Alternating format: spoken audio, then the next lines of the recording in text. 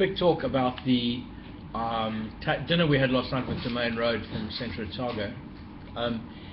The first four wines I'd never had before. They were brought up by Graham especially for the night. They were a Sauvignon Blanc, a dry and an off-dry Riesling, and the Pinot Gris.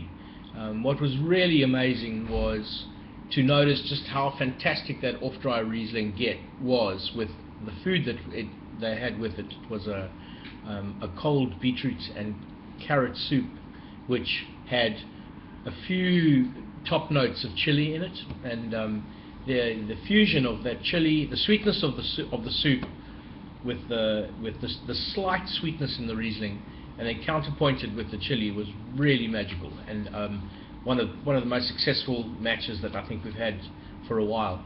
I think people get a little bit too obsessed about food and wine matching often.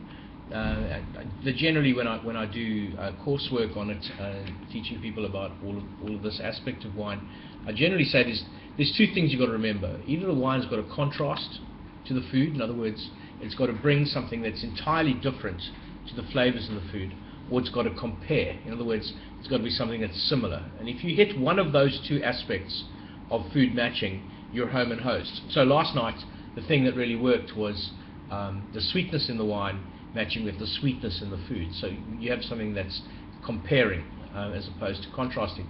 A contrast one might have been the next course, which was halibut with creamed cauliflower, and with that you obviously have a relatively luxurious textured fish with a very luxurious puree base, creamy, and what we did with that was the dry Riesling, which then cut through the creaminess of the food, so it was contrasting, and again I think we had a pretty useful match there. So two ideas on food and wine matching that aren't that difficult to abide by. Cheers.